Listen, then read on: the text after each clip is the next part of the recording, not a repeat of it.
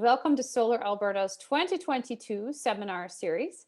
Today's webinar is called Making Solar and Retrofit Projects Affordable, City of Edmonton CEIP Overview. My name is Heather McKenzie and I am the Executive Director of Solar Alberta. I would like to take a minute to acknowledge that I am presenting to you today from Amiskwachee, also known as Edmonton, Alberta, Canada, which is located on Treaty 6 territory and the homelands of the Métis Nation. Treaty 6 territory is the traditional gathering place and home of many Indigenous peoples, including the Papaches, Cree, Saulteaux, Dene, Blackfoot, and Nakota Sioux, nations whose ancestors have cared for and nurtured these lands since time immemorial.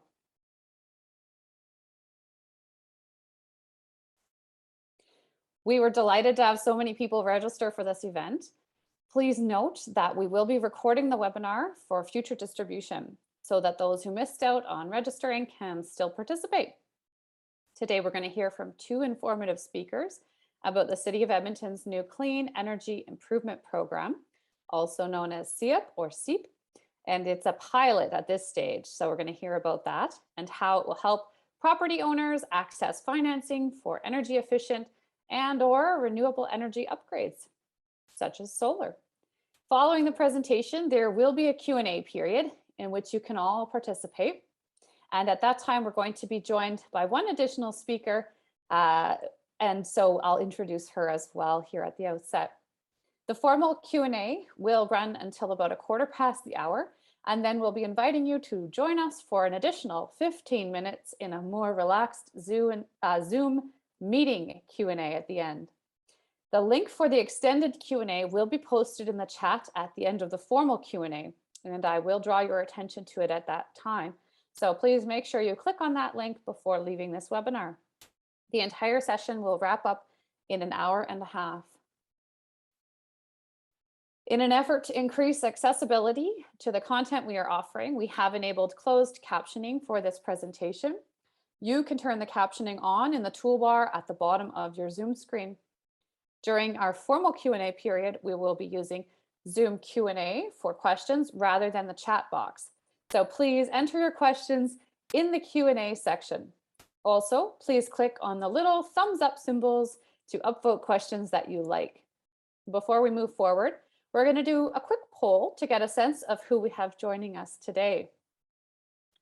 There it is.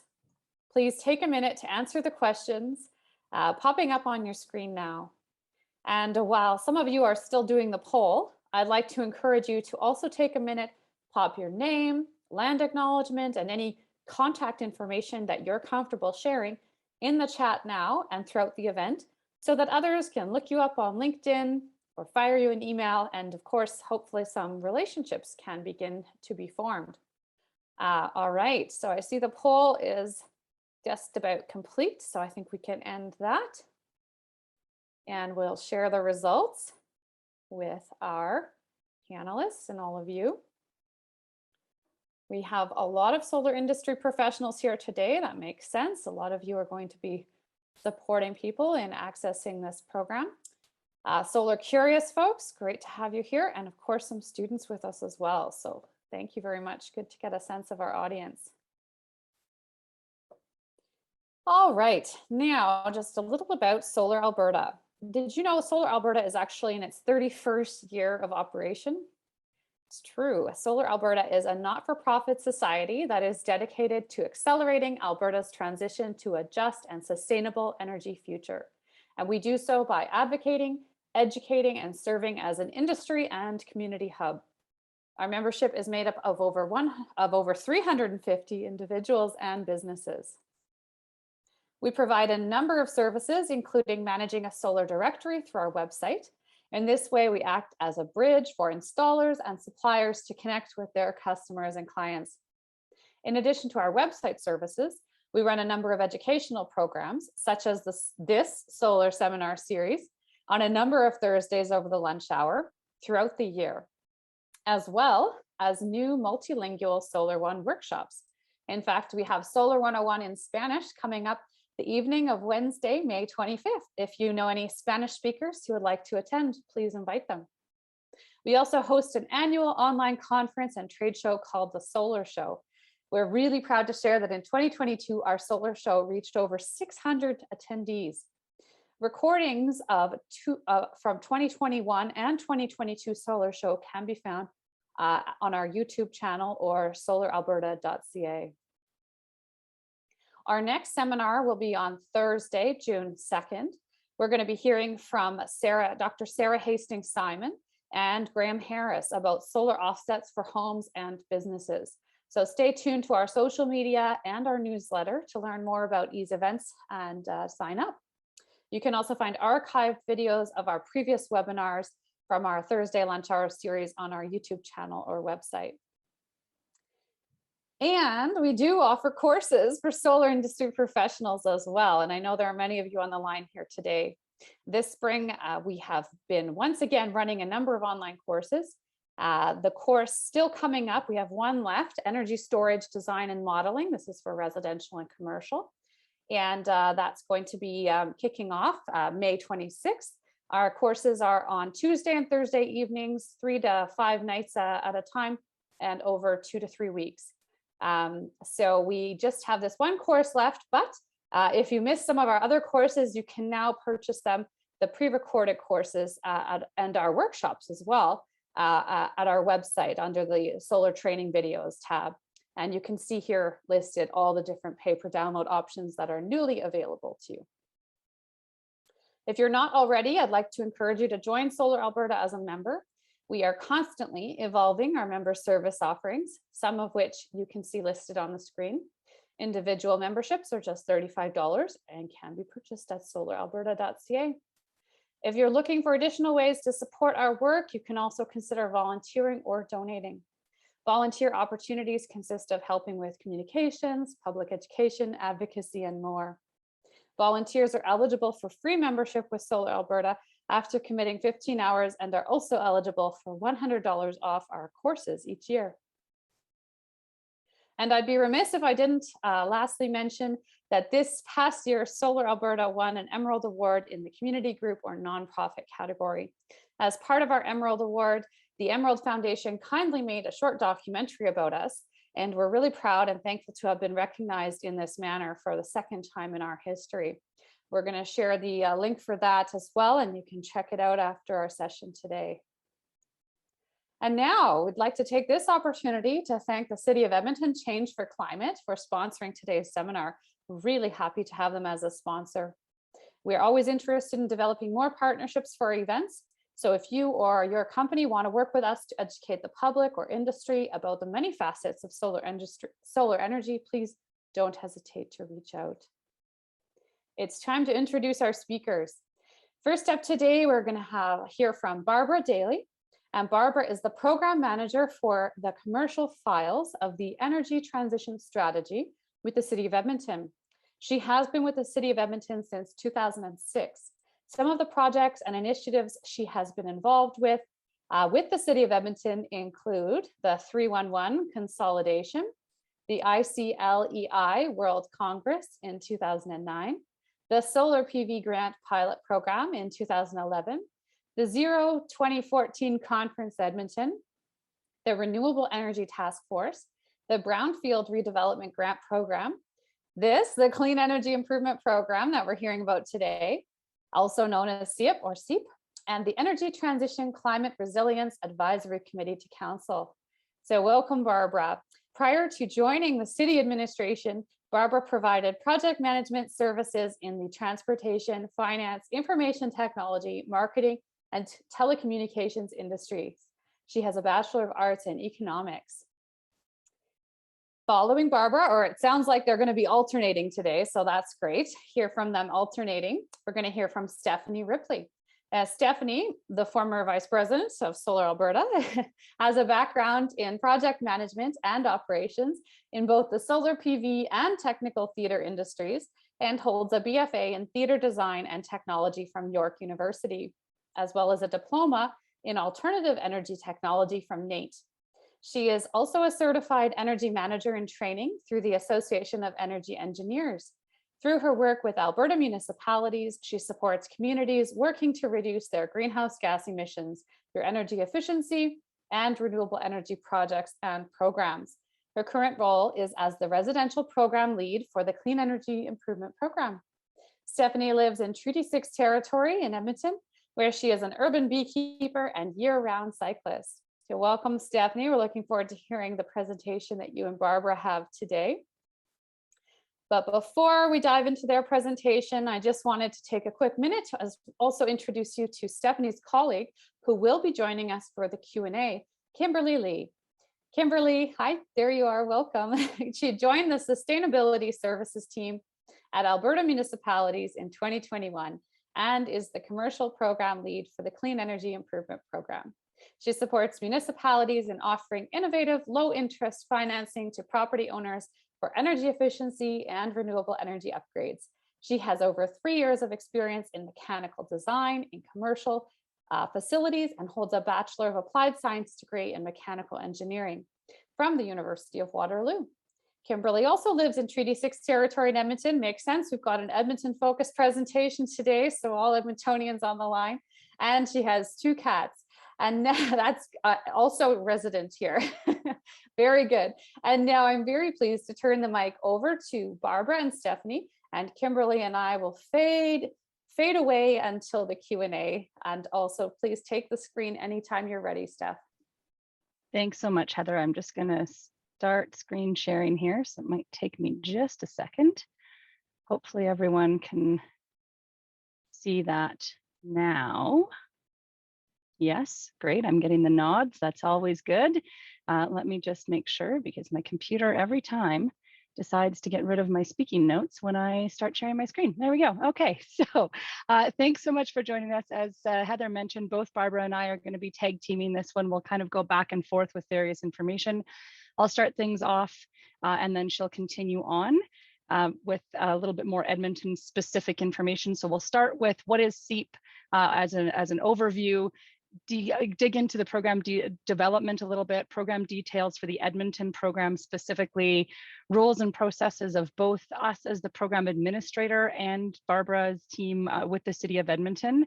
A little bit of information on stacking rebates with CEIP. So if you need to access financing, then also using the City of Edmonton and other rebates for those projects as well. A little bit of information on the residential results or highlights of the residential program in Edmonton so far, because it launched in March, and Barbara has a little bit of information to share of what things are looking like to date, and then how CEIP works for contractors and a few lessons learned as well. And we'll talk a little bit in there as well about the commercial program that should be coming here very shortly. And then we'll end everything off with a Q&A session. As Heather mentioned, feel free to type questions in the Q&A box of Zoom, but we'll also have some time at the end to answer those.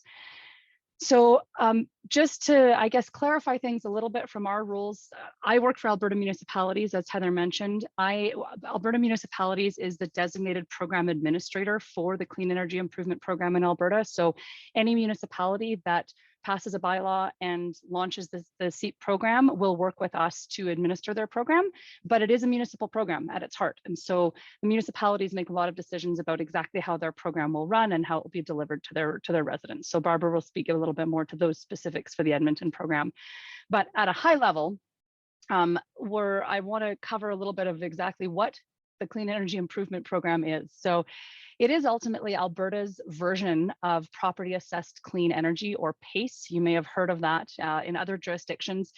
PACE programs leverage the security and stability of the municipal property tax system to support a property owner's repayment for clean energy improvements on their property. So it's a market-based financing tool that provides low-cost financing to property owners to implement energy efficiency and renewable energy installations on their homes and businesses.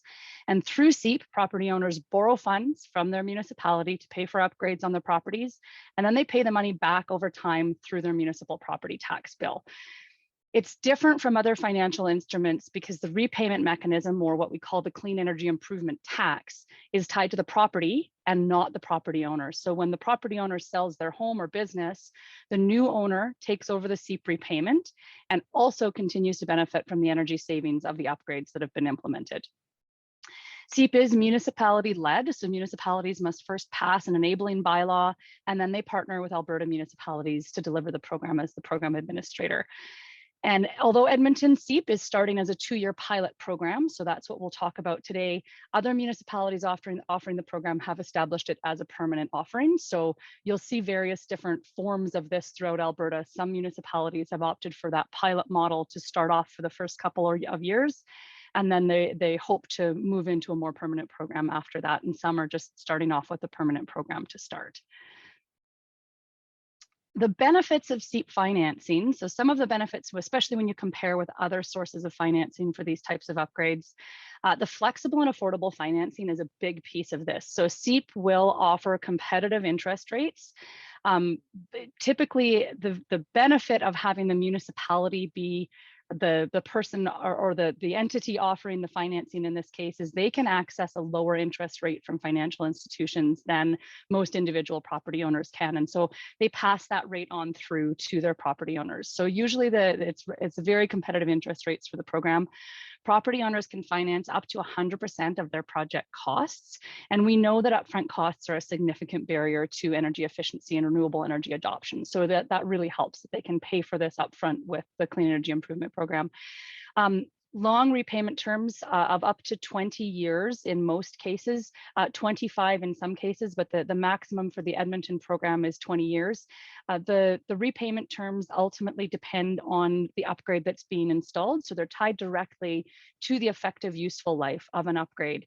So if something is expected to last 10 years, then the financing term would be 10 years. Something like solar PV that are expected to last a lot longer, those would be 20 or 25-year terms. And the Edmonton program, it's a 20-year term for solar PV. So, and the CEIP financing can also be repaid at any time. So if you decide you want to pay the full thing off in one shot, you can do that at any time. So all of those things together are ultimately a pretty compelling package. The other two pieces of this as well, there's technical assistance available throughout the process of participating in the program. Home energy evaluations or ASHRAE level 2 energy audits are required for participation, depending on whether you're in the residential or the commercial program. And this ultimately helps property owners identify the most cost-effective upgrade opportunities for their property so that they're not choosing things that maybe won't be the best choice economically or things that don't make sense for their property. Technical support's also available from Alberta municipalities throughout the application process. So if anyone moving through CEIP has questions, they can always reach out to us and we're happy to provide assistance. And then the loaner financing transferability is the other big piece of this. One of the reasons people don't undertake clean energy upgrades, we know, is due to the fact that they don't know how long they're going to be conducting business or living in their property. And so if the repay or the payback on some of these projects can be a number of years. And if you don't know you're going to be in your property for that length of time, it's sometimes a barrier to deciding to implement these upgrades. Some upgrades last 25 years or more. And with CEIP, with the loan being tied or with the financing being tied to the property and not the property owner, it gives business owners and residential property owners more comfort. If they sell their property, the new owner assumes the CEIP payments and also enjoys the benefits of those upgrades. So all of that together, it's a pretty excellent program, and we're really excited to see it take off in Alberta. To give you a sense at a glance of how CEIP functions, this is how it works. So the municipality will work with us as Alberta municipalities after a bylaw is passed and after they've sourced funding to capitalize the program to launch the program to property owners. Once a program is launched, a property owner then submits a pre-qualification application online. They complete their home energy evaluation after they've been approved at pre-qualification, select upgrades and qualified contractors, and then they would move on to their full application stage. It is important to note that in order to move forward with a clean energy or with a project through CEIP, contractors working on the upgrades do need to be qualified contractors under the program. We'll talk about that a little bit more at the end of the presentation, but it is a way for the program to provide some consumer protection and also to ensure that qualified contractors are aware of CEIP when they're moving forward with their clients so they can provide support as well. So once they have selected those upgrades, they've gotten some quotes from qualified contractors, then they can submit that full application. If approved, the Clean Energy Improvement the Clean Energy Improvement Agreement and project agreements are signed with the qualified contractor, the property owner, and the municipality, and Alberta municipalities, depending on the agreement. All four of us get signing authority in there somewhere. Once those agreements are signed, then the upgrades can begin. So the upgrades, the qualified contractor or contractors, if there's multiple on a project, will go away and complete those upgrades. Once they're done, there are upgrade completion documents that need to be submitted to Alberta municipalities. We'll review those, ensure that everything is still eligible, possibly do a site visit depending on the project, just to double check that everything looks good. And then if everything is still eligible, it's all approved, then the property owner gets paid, or pardon me, the contractor gets paid directly by Alberta municipalities for the upgrades that they've installed. And then once all upgrades are complete, so that would happen on an upgrade by upgrade basis, the contractors being paid. Once all upgrades are complete as part of a project, a post-installation home energy evaluation is completed. If it's a home, if it's a business, then the same company that did the ASHRAE Level 2 audit will come in and have a look and update that audit. So provide a memo stating what the final state is and estimating energy savings from there. Once we receive that, then the municipality would record the Clean Energy Improvement Tax on the property tax roll. The property owner will start repaying the amount that they've borrowed through their property taxes. And then ideally, as those amounts are repaid, then the municipality has funds that are back sort of in their CEIP bucket that can be loaned out to other property owners from there. So it's ultimately a cyclical program is the intent. And I'm going to now pass it over to Barbara to take us through the next couple of slides. Hi, thanks, Stephanie. The Edmonton program, obviously is going to be very, very similar to the CEIP program in other municipalities, but we did have a slightly different journey to get to this point, and our program has a few interesting requirements that will be included in this presentation. So it was more than 10 years ago that the City of Edmonton became aware of PACE. We were pretty excited about it, but there were some pretty fundamental changes that had to happen before it could be a reality in this marketplace, and one of them was an actual change to the Municipal Government Act. And that happened with regulations effective January 1st of 2019. We were ready to pull the trigger. We'd had a team already sort of preparing internally, and we'd expected to work with the original administrator, Energy Efficiency Alberta, and then waited for a new one to be named. So in the meantime, City of Edmonton has continued to work to prepare to launch this. So we would have loved to launch in 2019. That just wasn't possible, but we managed to launch in 2022 in March for residential, and we're looking to do so in June of 2022 for commercial.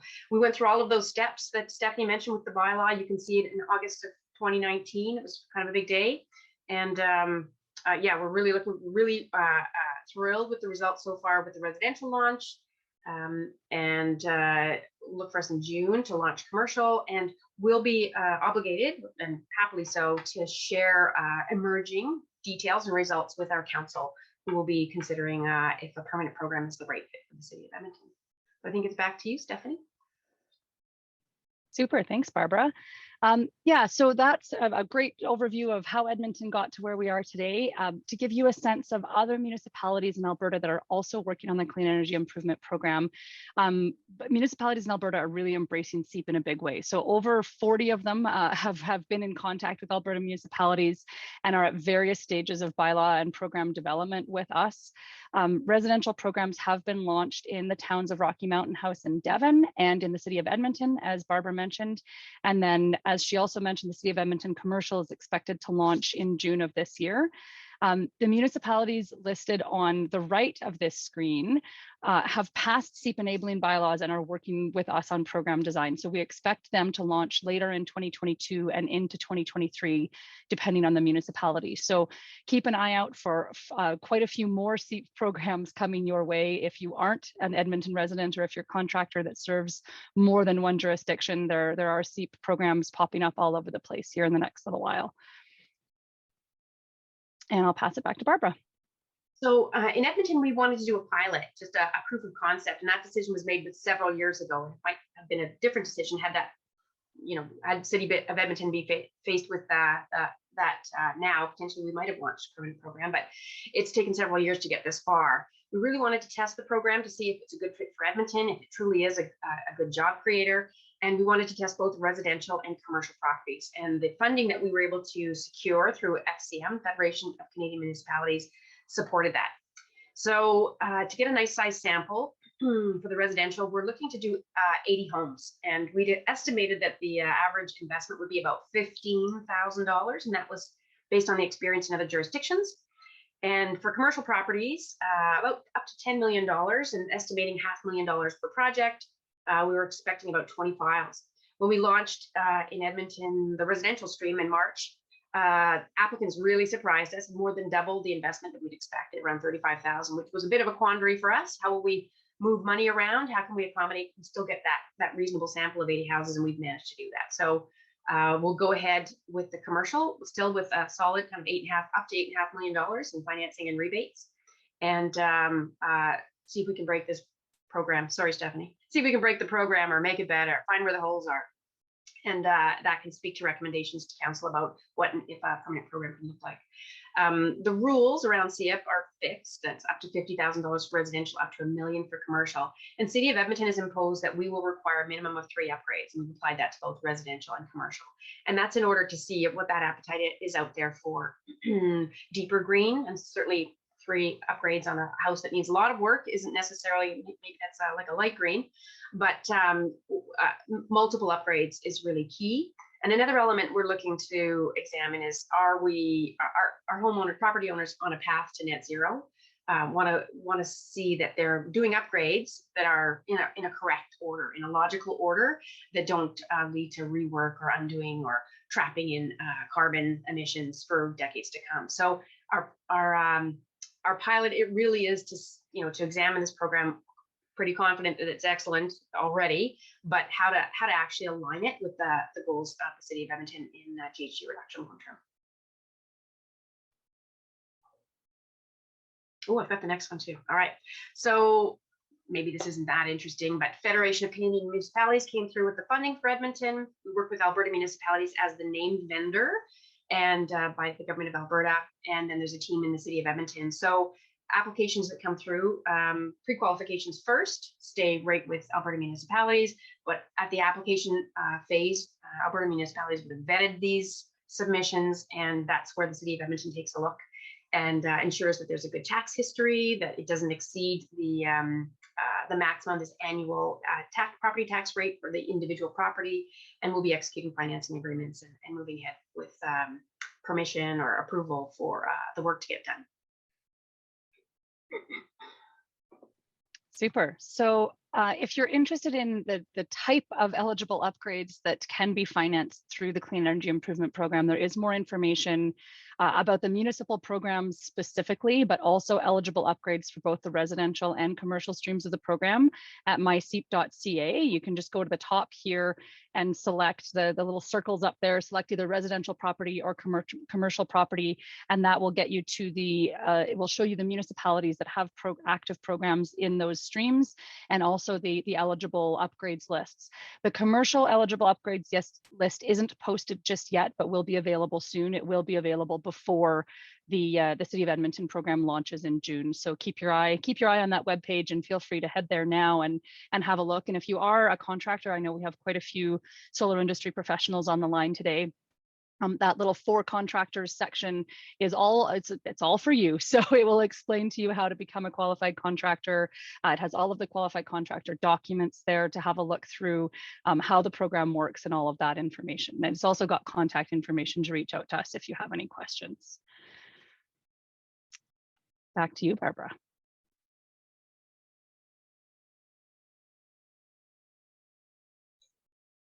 So the program has quite a long list of eligible items. They'll be posted on the CEIP website, Alberta Municipalities website.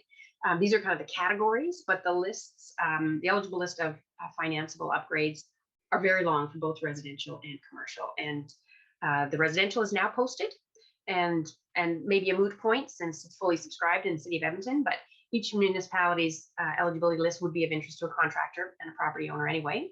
And the commercial one will be posted, the commercial eligibility list will be posted in advance of that commercial launch in early June. Lots of detail. I don't know if this one's mine or yours, so I'm going to do it, Stephanie. Lots of detail for each of these upgrades. Lots of useful detail for both the contractor and the homeowner. This is a sample of the kind of detail that's there. And the one part that I thought made this useful to include here is that effective useful life. That's where you'd see the maximum length of financing term. So for this particular example, it's 6 years. So that would be useful. On the property tax bill, there would be a line item on the new property tax bill with the CEIP entry, a line item for each of the upgrades. So if there are 3 upgrades or 10, there would be a single line item for each, and they will each be amortized over, or the term will be based on the effective useful life. It can be shorter should the property owner like that or request that, but these are the kind of the maximums, and that will calculate the math for the repayment every year. Super, and I might just add something to that slide if you're okay with that. Just important to note as well for both property owners and contractors, those lists of supporting documents that are required at project application stage and upgrade completion stage. So every single upgrade will show you here what needs to be submitted to Alberta municipalities at each stage, and also the eligibility requirements for those upgrades. So the City of Edmonton, it is important to note that they do have some specific eligibility requirements for some of these upgrades. So in this example, you can't see it here, but all municipalities have the same basic eligibility requirement, and then the City of Edmonton, it's noted in some upgrades whether they have specific eligibility requirements for those upgrades to be eligible for financing through the program. So all of that information is available on the website. All right, back to you, Barbara. Is definitely mine. So one of the reasons it was important that why City of Edmonton may have some specific eligibility against some of the financeable items is to ensure that should you apply for a particular upgrade, that you qualify for both the financing and the rebate. Don't want any gap there. So the City of Edmonton has had incentives in the market for quite a long time. And at the moment we have HERA for residential. We have a solar PV, which is for residential as well, so solar PV rebate. And we have BERA, which is the commercial one. They all have long lists of eligible items. We've really worked hard to align the lists with the CEIP eligible items, so that someone applying for financing, City of Edmonton will actually stick handle your application with our rebate vendors and isolate and reserve funding for you upon approval of your proposal. So not only will you be awarded this very low cost and long-term financing, but we will ensure that any eligible rebates that you're entitled to based on your upgrades will be made available to you, reserved for the duration of your project, and then applied to reduce the financing, or it could be paid directly to the building owner as well. But the design is to reduce financing amounts by using the rebates. There's an example at the bottom of this slide. There might be questions on that later. We'll see. We also really encourage applicants to pursue whatever other rebates you like. We're not interested in checking or limiting valuations. If you're a residential property owner, please explore the Canada Greener Homes if you haven't already. And again, the CEIP residential is fully subscribed at the City of Edmonton, but there's up to $5,000 through Canada Greener Homes. And similarly, they require an Interguide audit. So that Interguide audit would have multi-purpose if you're a CEIP applicant. And I think you need to do a minimum of 1 upgrade in order to receive a payout on those rebates. And then the energy savings for business. We've worked hard with that team at ERA to align our BERA program. And if you don't find the rebate on BERA, you may find it on this ESB program. So, but please pursue them in addition to any CEIP or City of Edmonton rebates, should you be going down that path with us.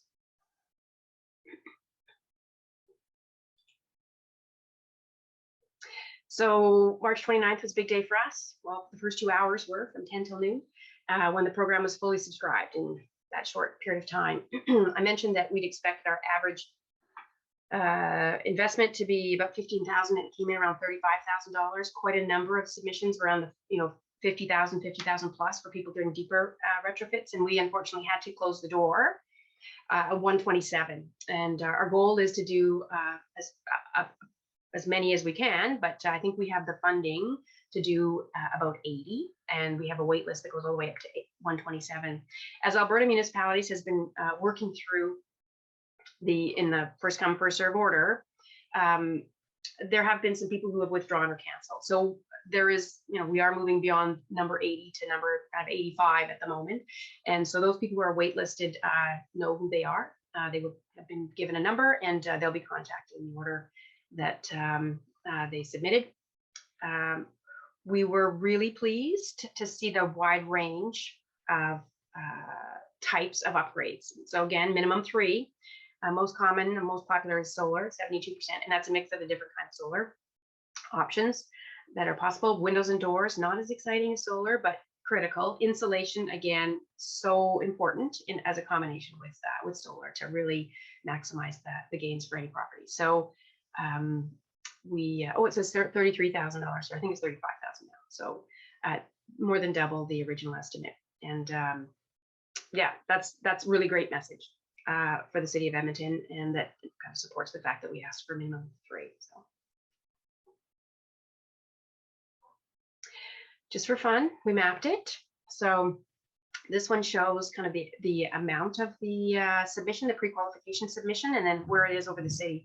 It was important for us to know if there are areas of the city, or if it's the entire city, equally spread.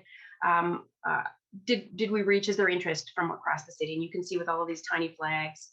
Oh, don't be flipping back.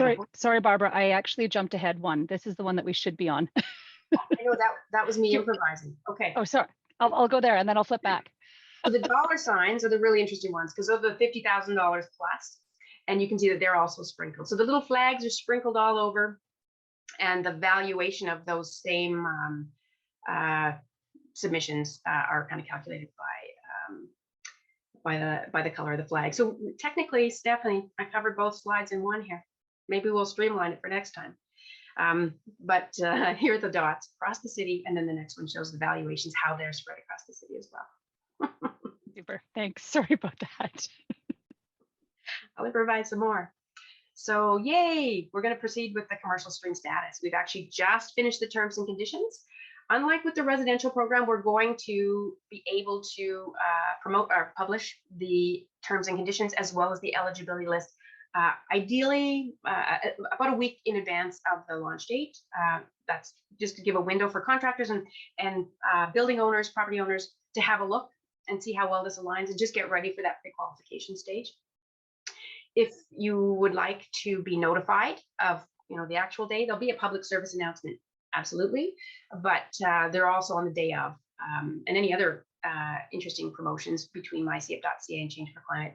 If you join for this type of notification, then you will be the first to hear it if you're not listening to CBC or the Global the day that the public service announcement goes out there. So pretty excited about the commercial status, the commercial stream going ahead, and yeah, we'll test this program some more, see if there's interest, see what sort of upgrades want to be done, see how well the program staff, and staff can support all of these applicants. Super, thanks, Barbara. And so to give you a sense, as we mentioned earlier, there's quite a few contractors on the line. So just to give you a sense of how this works for contractors, for any of you that aren't already qualified contractors, to be eligible for CEIP financing, as I mentioned earlier, all work completed as part of a CEIP project must be completed by a contractor listed on the qualified contractor directory at myCEIP.ca. So if either you're a resident who has a contractor in mind for your project that is not yet on the directory, it's not an issue. You can always, the application and onboarding process is quick and easy.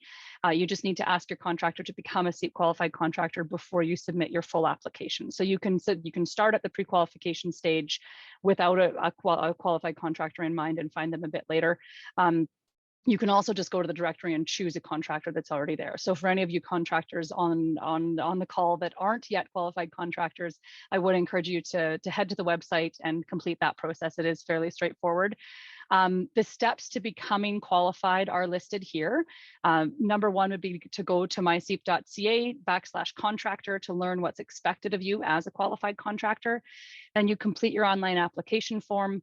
Once your application is reviewed, you'll be sent a link for a short video onboarding session. So there's a little module that you need to complete. It's not terribly long, it's not complicated, but it does inform you about the program and what you need to know as a qualified contractor. And then after successfully completing the onboarding video and passing the quiz, short quiz, don't worry, it doesn't require hours of studying. It's not a test. It is very much a short quiz just to make sure that you've absorbed the knowledge that we need you to.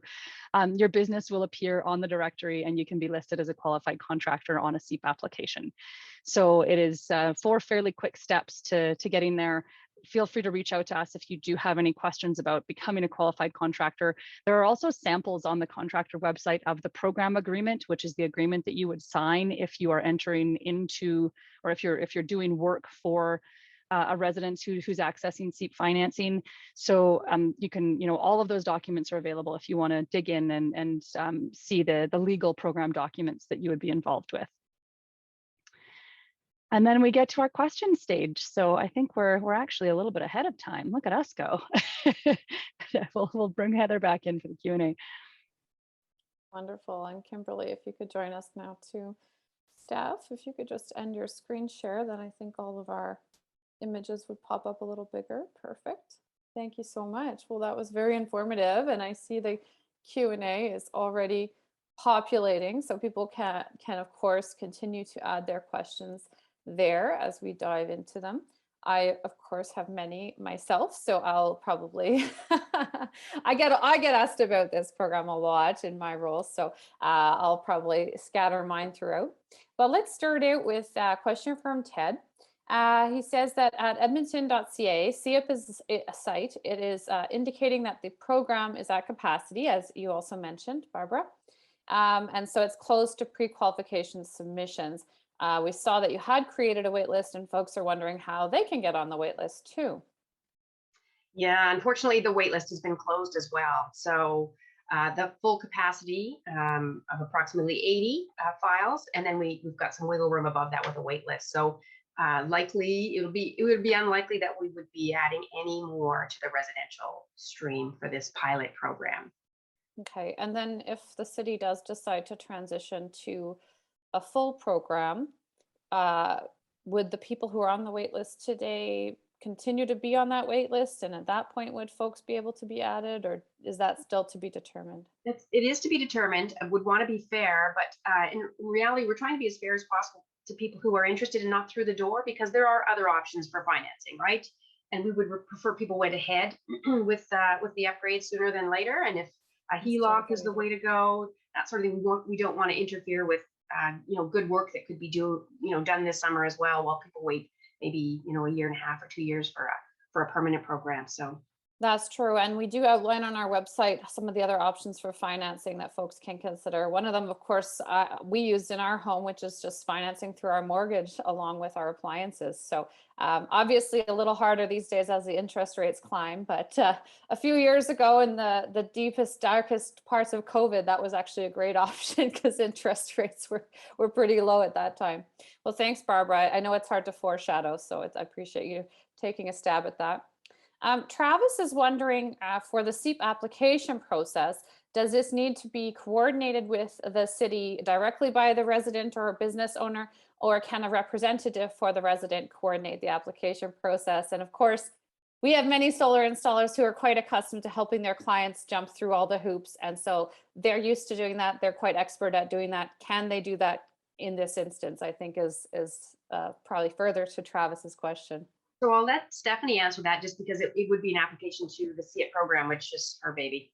Yep, absolutely. We do encourage contractors to support anyone applying with the application form, but the application form itself does need to be signed directly by each property owner. So every property owner on title needs to sign the application form and acknowledge a number of things on that application form. So the contractor, it's not like other rebate programs where the contractor can just do the whole process for them. It does need to be submitted to Alberta municipalities through CEIP. by the property owner because they're applying for financing as the property owner. So there's that sort of caveat there where they do need to make sure that they're reading the program documents, they're reading the terms and conditions, they understand what they're getting themselves into by applying for this financing, because it's not just a rebate program where you're getting money back, you're actually borrowing funds from the city. So yeah, like I say, we do encourage contractors to support on the technical side of those applications, making sure they have all the supporting documentation they need, helping them fill in portions of that application form, but it does actually need to be submitted by the property owner. Yeah, I think we're going to have a lot of Zoom screen sharing going on. So it's a good thing that everybody's figured out how to do that during COVID. Because I know, sometimes just opening up a website can be daunting, especially depending on the person who's trying to apply. So thank you for that. Garth is wondering, to take part in the CEIP program, it shows 3 upgrades minimum. Can you use this program by only getting 1 upgrade, for example, solar? And I'm going to combine that actually with Ted's question, because there are a few people on the line today whose homes are already incredibly energy efficient. Ted here has geothermal already. He has heat pumps already. He's done it all. The only thing he doesn't seem to have is the solar to cover those electrical costs. And so I guess they're wondering if they've done it all, can they just do the solar, or is there no option for that if they're already efficient? Yeah, it's a really good point about if you don't have 3 left that you could possibly do, you're actually cut out of this program. For the pilot program, there will not be exceptions. 3 is the minimum, and we'll carry on with that. But this has happened actually to a couple who really just had, just wanted to do solar or just had solar that was necessary to, for a pretty deep grain retrofit or whatever their decisions were. I should mention too that likely in a permanent program, we would be looking for that whole path to the path to net zero. And if in fact somebody could submit their path, from their energy advisor showing that this is the last thing that has to be done, that would likely be allowed in the permanent program. That's kind of the draft that we're considering right now. But for the pilot, minimum 3, unfortunately. Sorry, Ted. Sorry, Garth. No. Well, that's exciting actually to hear that you're considering that, Barbara, for the next stage, because the same is true actually for an upgrade. So like we did our solar, we got the rebate. Now we have an EV. We can't access rebates for our upgrade on our solar, right? Because we're going from 6 to 9 kilowatts to go net zero for our EV. And there's nothing available for that. So it's nice to know that maybe in the future, folks could consider CEIP if they're increasing the size of their installation as well to go net zero, which obviously is the goal here, is climate action. So I appreciate that you folks are taking that feedback. And I would encourage webinar attendees, if you have other feedback as well, Barbara, I mean, this is a chance, like let Barbara know. Because she's obviously brainstorming for the next stage already. So what a great opportunity. I might just jump in there really quickly too and mention that, if people are looking for multiple upgrades, if you really do have an already incredibly efficient home and solar is kind of the last step, have a look at that eligible upgrades list, because there are a few low cost, low hanging fruit pieces on there, like motion sensor lighting controls, or daylight lighting controls, or drain water heat recovery. So some of the things that might be just the last little bit to get you even that little bit more efficient, that isn't, if you already have, as Ted is pointing out, geothermal system, you already have an incredibly tight house, you already have all that insulation, you don't need to do any of the big things. There are a few smaller things on that list that you could still consider. So, we encourage people to have a really close look at that list and make sure that you've got everything you possibly can. So, well, it's fun too, because there might be things you've never thought of before, right? And, we all kind of know the big 5, but do we know all the little ones that could help a little bit more, right? So that's a great question. Discussion. And then I guess Ted's question is kind of 2-part actually. So he was talking about that what if you've already kind of got everything done and you just need the solar, but he's also wondering about like how to prioritize and how should individuals make those decisions on what to prioritize. What would you recommend? Like, let's say you're in the opposite end of the spectrum and you need everything. How should they make those decisions? That's why the EnerGuide audit is so important, or the ASHRAE audit for commercial, just a heads up, because we want to make sure that the property owner is as informed as possible, and not just subject to the technology that this contractor is looking to install and they probably need, but there's likely a combination or an order of upgrades that would be ideal. And just to brag a little bit about the City of Edmonton is that we've been supporting EnerGuide audits for quite a while, and there are more than 5,000 of them on the City of Edmonton site that we've been connected to. So big advocate for EnerGuide audits, even when they changed the scoring and had to relearn it, that sort of thing. And if you haven't already gotten an EnerGuide audit rebate from the City of Edmonton, you can now get one through Canada Greener Home. So can't say enough about how important it is from our perspective that it be a really informed property owner to understand what the options are and the order in which they should be. Yeah, thanks for that. And just a reminder, because I don't know if I heard it in the presentation, do you need to get your audit done before the pre-qualification or before the final qualification? Just before the full application comes in. So what we're looking at is between that pre-qualification and full application stage, there is, if you have a look at the program terms and conditions for each program, it will let you know what version of the EnerGuide home evaluation is eligible. So if you've had it done before submitting your pre-qual and it meets the eligibility requirements and the terms and conditions, you could potentially use one that you've already had done, provided you haven't completed any upgrades on your home since it's been done. Okay, so it's not like a bunch of commercial folks are going to show up on the first day and discover that they're missing something when they try to pre-qualify. Okay, that's great. Good to hear. Judy's wondering if you're able to share what the competitive interest rate is. I think we've all been curious about that. I know it was rumored last time we talked to the City of Edmonton to be around 3% or lower, but where did you end up landing? So I'll just torture you with details. So we're borrowing in several chunks from FCM. The city is, and with each chunk, so we've requested a couple $1 million. We'll request another couple of $1 million over the next 6 or so months, and it's tied to the Bank of Canada interest rate. So if we see them a little squirrely and quoting an interest rate, it's because, as you know, it just increased and it'll go up again in June. It will creep upward, but at the moment, in this first tranche of residential who will likely enjoy this first interest rate, it's about 2.15%. So quite desirable. And then that'll creep upwards depending on whatever that interest rate is when we're paid out that second and third tranche, but still extremely competitive compared to what an individual property owner could get. So hopefully that's of interest. Yeah, no, great to know. Thank you for that. Randall's wondering what steps you're going to take to ensure the program will not be a start and stop program. And I think many of us grew up in the Albertan era, where we piloted everything and never actually, we all have that fear, right? How many of us saw that in our K through 12 education system, 1 million pilots and no actual sustainable funding for these great programs. So I guess the same question applies here. What do you think is going to make the difference here and make it a sustainable ongoing program down the road? Well, it's a great question, and I'll respond with putting a little bit of responsibility on the people on this call, because council needs to know, City of Edmonton Council needs to know this is a priority for you. Our council is already extremely proactive. In Mayor Sohi's climate platform, he referenced 10,000 homes a year. So certainly he understands, and council understands that we have to get to this goal by a few different means, no one single bullet, and that CEIP is one of those options. But there'll be a report going, I think, in sort of June, July. That'll be an update to council on what we found so far. We're trying to share early findings of the program with them. Potentially they could make an earlier decision and avoid exactly that gap of an end of a pilot and the start of a permanent program, should they choose to go with a permanent program. But I don't want to inundate council with inquiries and comments, but council does need to know that this is a priority and of interest to property owners. That's how they can make a really informed decision and potentially accelerate a decision one way or the other.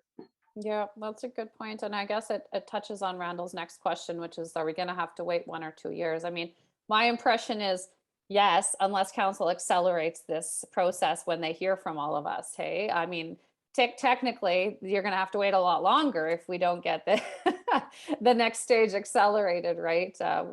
Seems like 1 to 2 years is how long the pilot program is going, but there's no guarantee yet of an ongoing program, hey? Right. Well, we were going to wait till the end of the 2-year pilot and then share a report. Instead, we're actually providing updates kind of quarterly. And so if it's possible to make a decision one way or the other, we're trying to provide that service to council. That's great to know. You've already accelerated the reporting, so that's wonderful. Saskia, yes, I was going to ask this question myself, is curious about not-for-profits, other folks with leases. So, you don't own your own building. and you don't pay the property tax directly. So how would financing occur in that? And I have a feeling you're going to have to break it to Saskia that they don't really fit in this program. Hey, is there anything else that might be a space for the not-for-profits and the other lease owners or leasees to fit in? So that it is the property owner that needs to apply. So you need to be working with your landlord, your property owner, to apply for this and work out how they might pass along the savings or not. Renters, leasers are a tough market to reach for incentives, that sort of thing, when they don't have the decision making for a building. So we continue to work on ways to get to them. But at this moment, CEIP is not a solution if your property owner is not on board.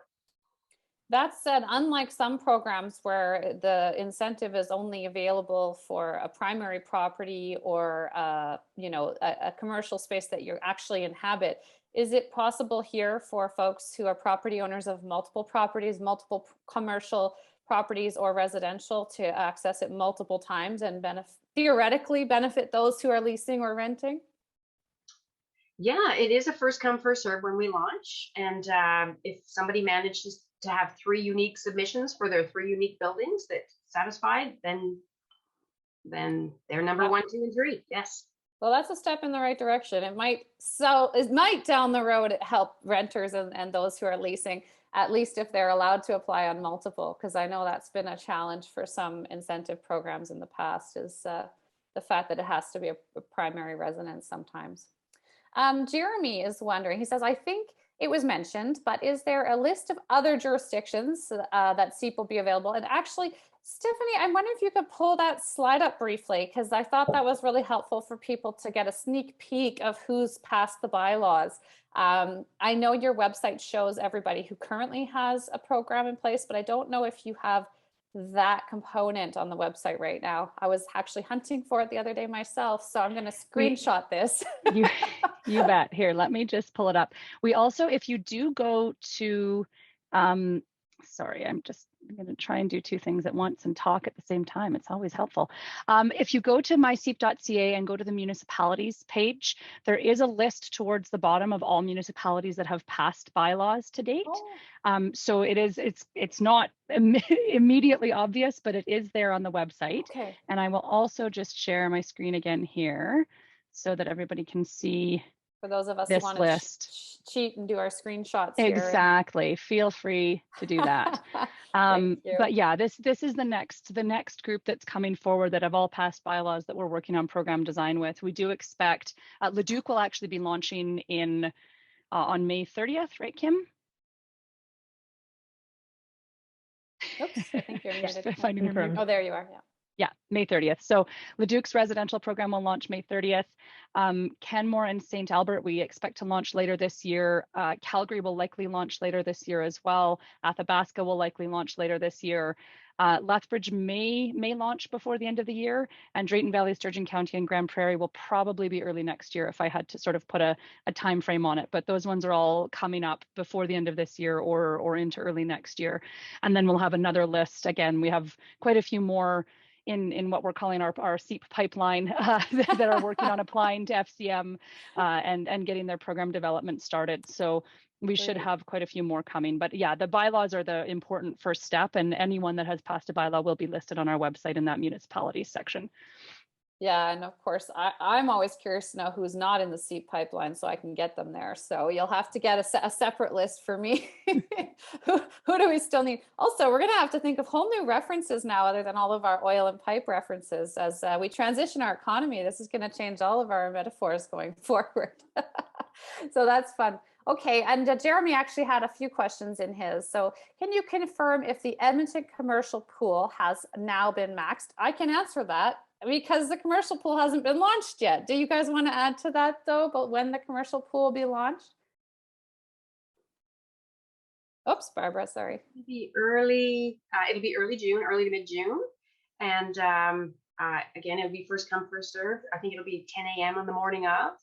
And we have about up to $8.5 million in financing and rebates to play with. It's going to be like booking a campsite in Alberta. Hey, everybody's going to be on there at 6 a.m. texting each other. Did you get through yet? Did you get through? No, it's going to be really interesting. I mentioned in the residential, we estimated $15,000 average investment, and it was 35. And for commercial, we're expecting it to be about $500,000 in projects per. So $500,000 would get us 17, but if they come in at 100,000 or 200,000, we can support many, many more. So it really, the funding is finite, but the interest and the project specs are what'll really be interesting on launch day.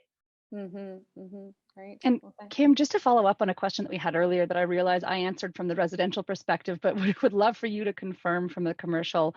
For anybody doing an ASHRAE level 2 energy audit, that doesn't have to happen before the pre-qualification form is submitted, correct? It just needs to be before the full application? Correct. Yes. So Super. For the commercial program, we will have participants submit proof that they will go get an ASHRAE level 2. But if you have an existing ASHRAE level 2 from 18 months prior to the date that you're applying for pre-qual, and if it's early June, 18 months prior to early June, we would accept that as well. and I hear you guys referring it to something called what sounds like ASHTRAE, and I see something called EnerGuide, and just humor me. What's the difference between these different types of audits? So an EnerGuide is meant for the residential sector, and this does homes. Well, whereas an ASHRAE audit is meant for commercial facilities. Okay, so ASHRAE and not ASHTRAE. Yeah, ASHRAE. Very good. Thank you. I love all the acronyms. Very good. Thank you. Further to that question, actually, Ted's wondering, EnerGuide audits, so residential, here we are. How does one get that done? The best way to do that, especially if you're planning to use it for the Clean Energy Improvement Program, you can head to the contractor directory. You'll find all of the qualified contractors that do that service on our directory. But the Natural Resources Canada, or NRCan, also has a list of anybody that is certified to do EnerGuide home energy evaluations in Canada, and you can sort by your jurisdiction. It'll show you who's available to do that type of work in your jurisdiction. You would contact, they're called energy advisors, is what NRCan calls them. So you would reach out to an energy advisor and ask them or book them to come and do that home energy evaluation on your property. And I think there was I might just follow up because there's another question about timing that I think follows into this nicely, Heather. That typically what we've heard from the industry is that from calling your homeowner or your energy advisor to do that work to actually getting it booked is usually around 3 weeks at the moment. So 3 to 4 weeks. It doesn't take too long to get them in to do that evaluation. Sometimes it's sooner than that, depending on where you live. Yeah, I heard there can be a little bit of a backlog just because of the Canada Greener Home Grants. And it's nice to see Norquest is launching a program to train more energy auditors. So they're a member of ours, and I was keen to see that coming out. So hopefully we can speed that up even further. That said, I've heard the wait time on some solar installs right now is coming up on 6 months right now. So I hope we can also train up more solar installers in short order because the demand is great right now on all fronts. That actually, I wanted to ask about timelines. So that's the timeline for an energy audit. What do you anticipate the timeline will be? I guess this is really for you, Barbara, from the point at which people applied to the point at which their projects are all complete and done. Do you think? And I know all the projects are a little different, but kind of what's your average or ballpark estimate for that? No, I'm going to punt this over to Stephanie too, because it is a CEIP program specific process and duration that's required. You bet. So from the time of submitting a pre-qualification application, if you're approved at pre-qual, now the time between submitting that form and actually getting approved will really depend on how fulsome your application was. If we have to go back and forth and get some more information from you, it sort of stretches that out. But once you receive your pre-qualification approval, then you have 3 months to submit your full application. So that gives you time to go out and get that home energy evaluation. This is from the residential perspective, I should clarify, but you have time to go out and get that home energy evaluation done. If you haven't already, contact some contractors, get some quotes, submit that full application. And then if your full application is complete and ready to go, it will take a couple of weeks to get everything approved on our end. Once that's approved and all your agreements are signed, then you have 6 months to actually complete your project. So from submitting that pre-qualification application, if everyone takes the full amount of time allotted to them, it would be about 9 to 10 months, giving a bit of buffer for application processing and that kind of thing. If you submit your pre-qualification, are approved at pre-qual, and then within a month you're ready to submit that full application, you can shorten that timeline a little bit, but it'll be a little bit up to each individual property owner. And Kim, do you want to talk to the commercial timelines just a little bit? Or I don't know if we want to wait till the terms and conditions come out. We could wait, but it would be essentially the same timelines, but with an ASHRAE level 2 audit. So you have 3 months after you pre-qualify if you've just done the quote. So then you have 3 months for them to come to your site, schedule the audit, and then write the report. And then at project application, you again have 6 months to do your full project. So that actually does make me wonder, because I am hearing from a lot of people that, and this is very different. So, a year and a half ago when I got solar, no problem. 2 months, no problem. Canada Greener Home Grant came out, demand has skyrocketed, and now I'm hearing 6 months till install from the date you book is the new average for solar. Now I haven't done a study on that. I'm just telling you what I hear around the neighborhood. And people are saying, I signed off on my contract with my installer, and these are reputable installers, all of ours are. And of course, they're saying it's 6 months. So what do you do? And that's for residential. I mean, we're talking under 10 kilowatts. So I'm imagining if a 9 kilowatt system is taking 6 to 7 months to install, commercial is probably going to be way longer than that. So what are the options for people if their installers are not able to fit into the program? Barbara, do you want to take that one? Sure. So we want to be as reasonable as possible in helping people get their programs, their projects done. So if extensions are unavoidable, then we would look to be as accommodating as possible. And Kimberly, stop me if I'm wrong, but I believe it's 12 months from approval to completion for commercial programs. Right. Res and 12 months for commercial. Okay. Yeah, and I guess this is really only this would be quite a difference from when you were initially envisioning the program, because at that point in time, 6 months was a no-brainer. And now nobody saw the Greener Homes Grant rolling so quickly. I mean, it rolled out before anyone was even consulted. And I can say that even if you guys can't.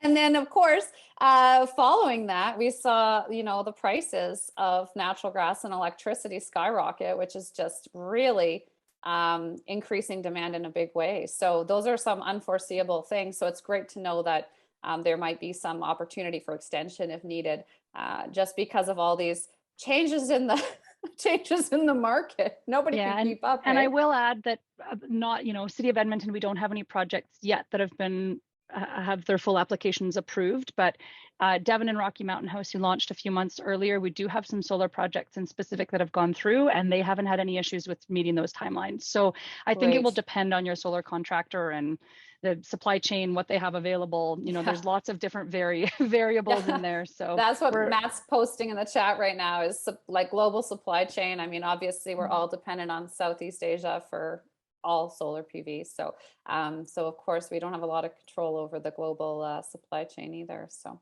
good point, Stephanie. Lots of factors there, and I'm glad to hear some people are getting through and some projects are getting done nice and quickly.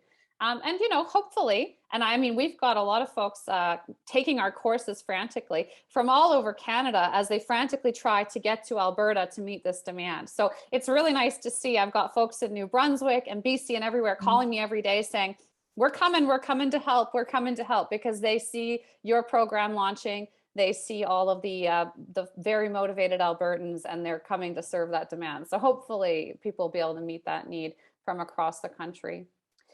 We've got another point here, which is more me having offered them the opportunity to share feedback with you, Barbara, and folks taking them up on that.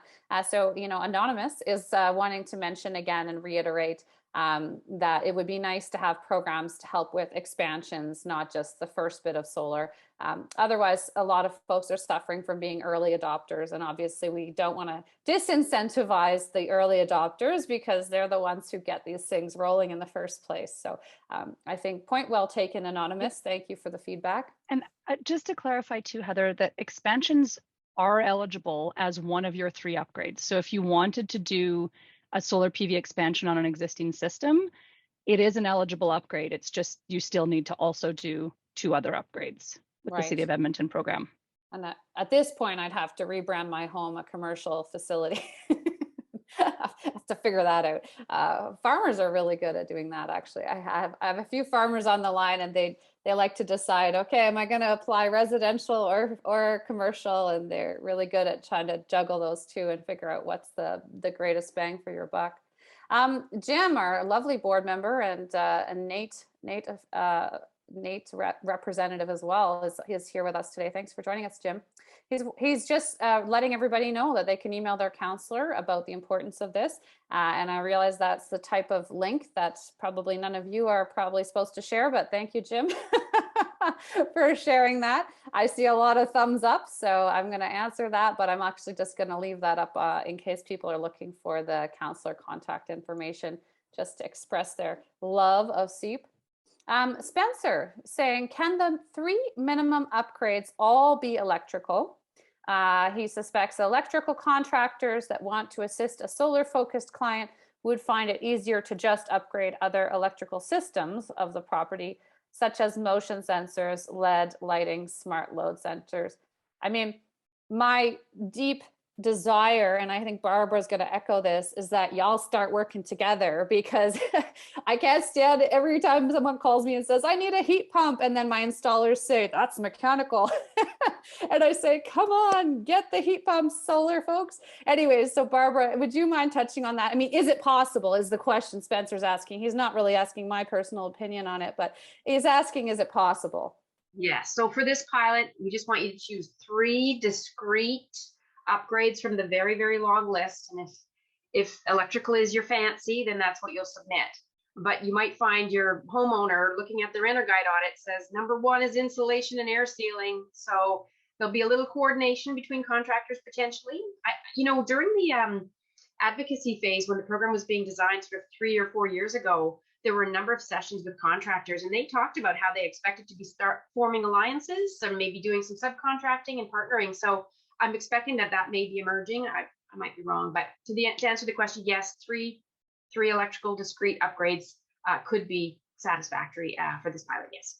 Well, that's a good point. And actually, Solar Alberta and SSRIA are working together to bring together a networking event this fall, a trade show and networking event to try and get the Green Builder crew and the solar installer crew to chat more. And hopefully we'll get some heat pump folks in the mix and others, because yeah, it would be really great if everybody was referring to each other and developing those mutual referral relationships. But I appreciate you answering the question that was asked, and not my divergent opinion on it. So there we go. Jordan is wondering, what is the timeline for getting paid as a contractor after the job is finished? Oh, very good question. It's a great question. So we do encourage contractors to work very closely with their property owners to make sure that they're aware. The property owners do need to submit the upgrade completion form and all of the supporting documents, which includes that final invoice from the contractor, as soon as the upgrade is done. So when you would submit your invoice to your property owner or your client, they then need to turn around and submit that to Alberta municipalities. We need to be compliant with the Prompt Payment Act in Alberta, which means that from the time that invoice is sent to your property owner, we have 28 days to pay you, provided everything is complete and it's all eligible. So we'll turn that around within that 28 days, as somebody would with any other project. That's where we have to be compliant with that legislation. Very good, very good.